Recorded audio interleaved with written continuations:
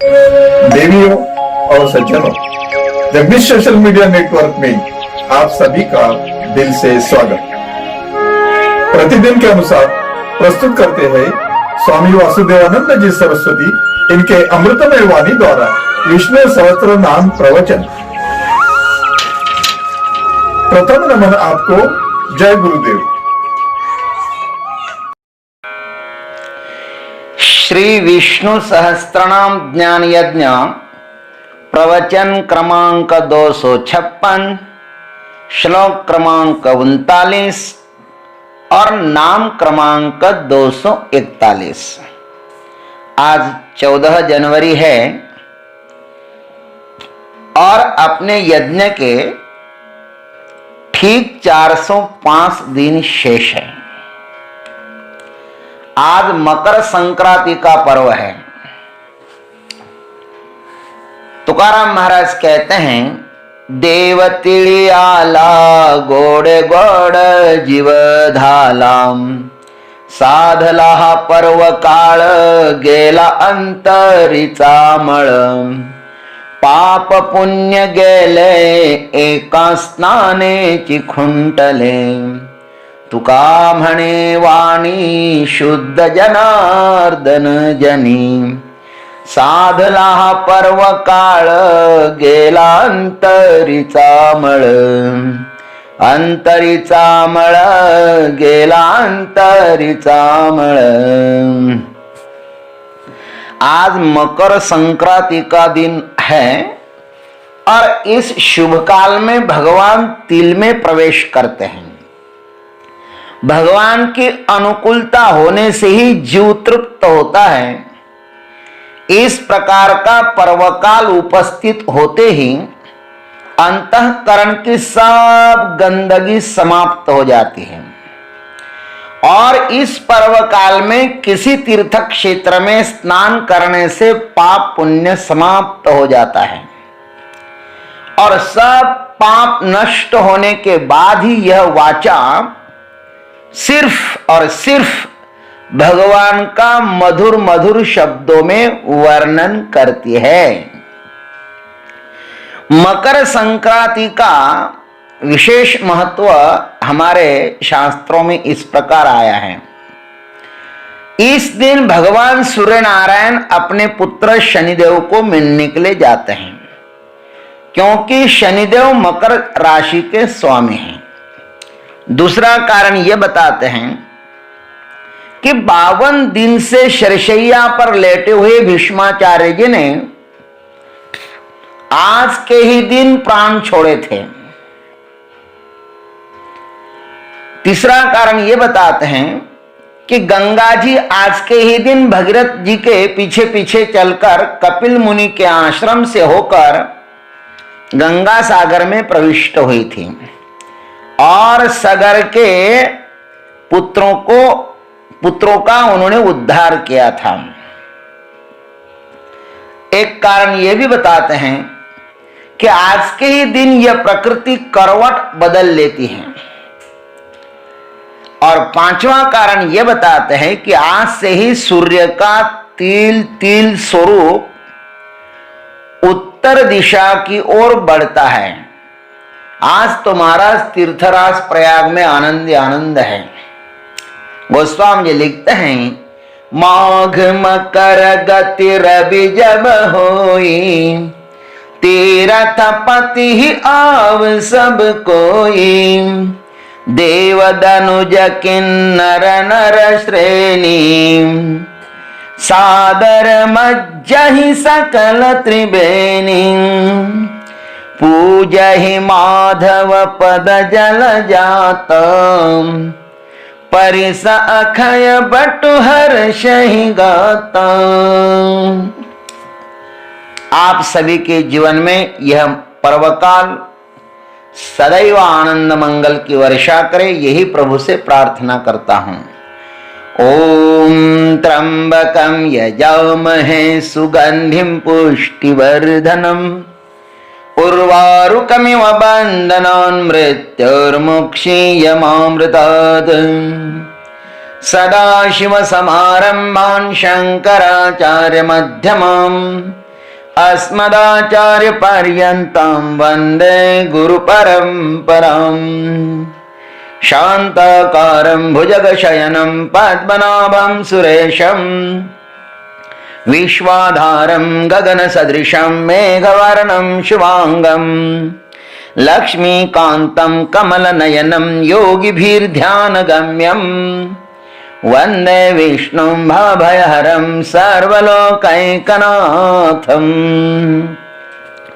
प्रसादः सुप्रसादः प्रसन्नात्मा विश्वधृग्विश्वभुग्विभुः सत्कर्ता सत्कृतः साधुः जह्नुर्नारायणो नरः।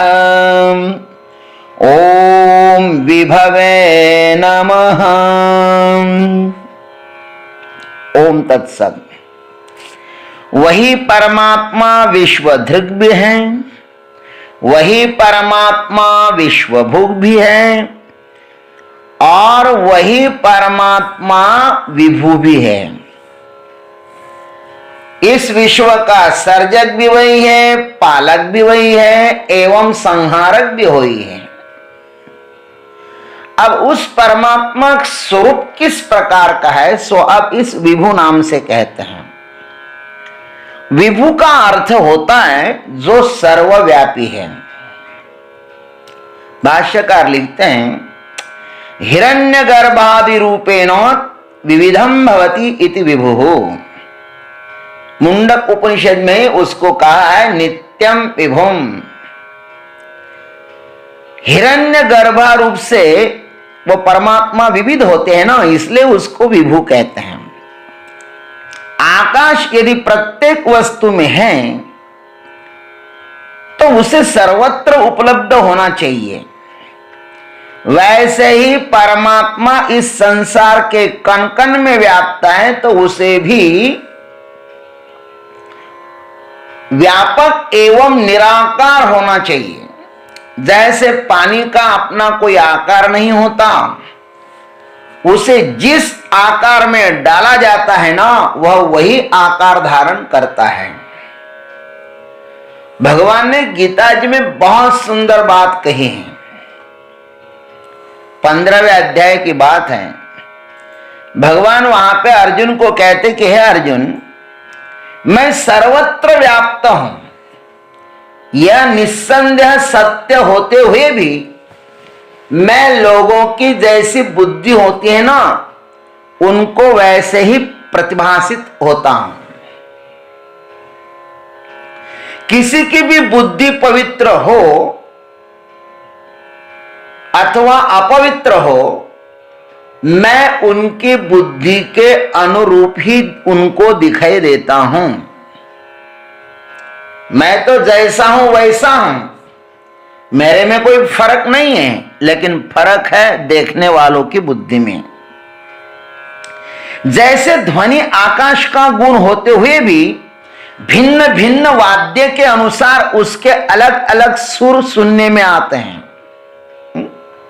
क्यों? सूर्य एक ही है, वह उदित होते ही वह लोगों के भिन्न भिन्न व्यवहारों के लिए कारणीभूत होता है। और दृष्टांत देते हैं, जैसे जल समान होते हुए भी उसके बीजों के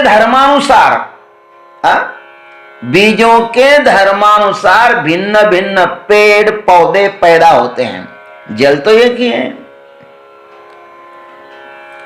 ठीक इसी तरह मैं एक ही होते हुए भी अलग अलग बुद्धिरूप उपाधियों के कारण मैं उनमें भिन्न भिन्न रूप से परिणित हुआ हूं।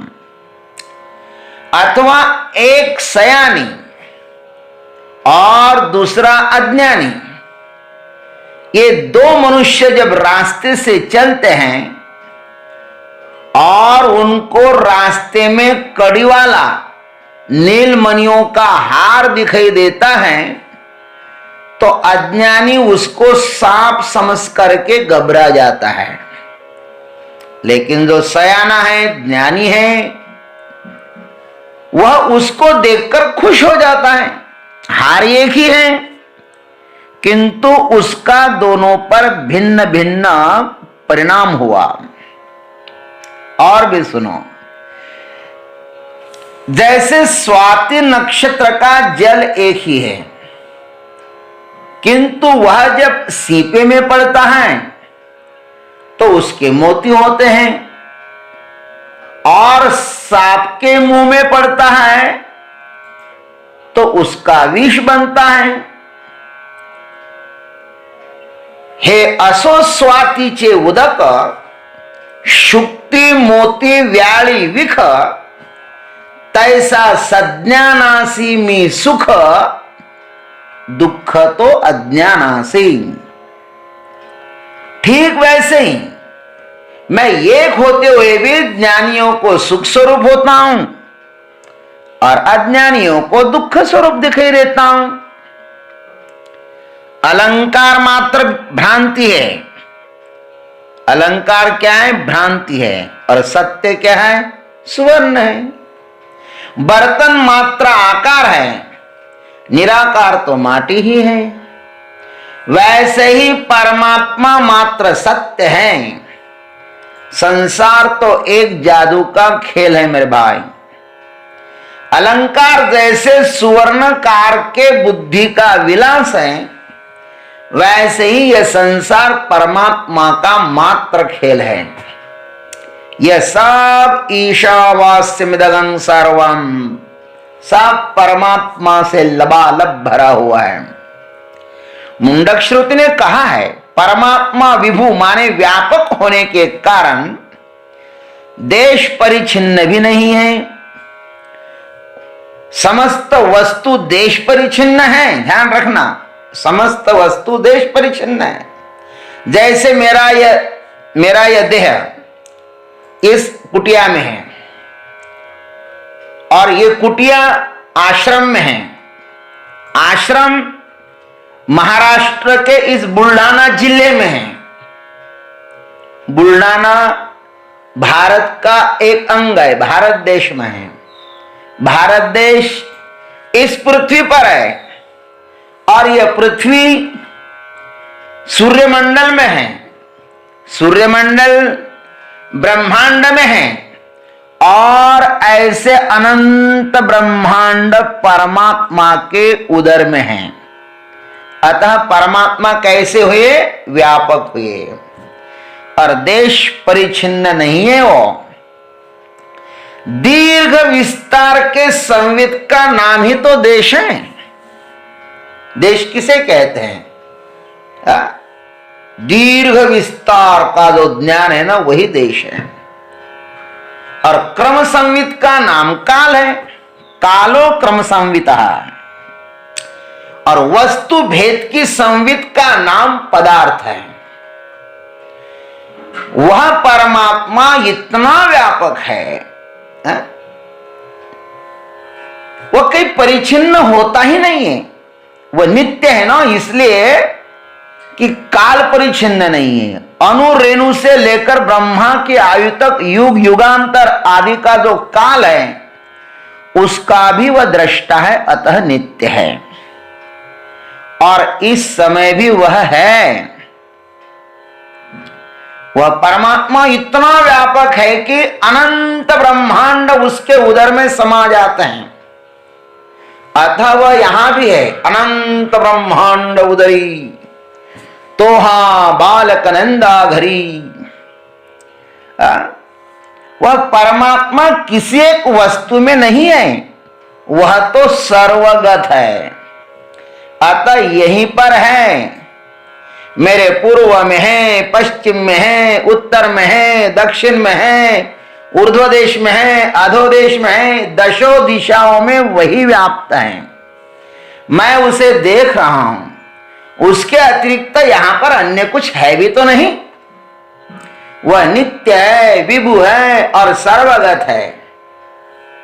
वह काल परिच्छिन्न नहीं है, देश परिच्छिन्न नहीं है और वस्तु परिच्छिन्न भी नहीं है।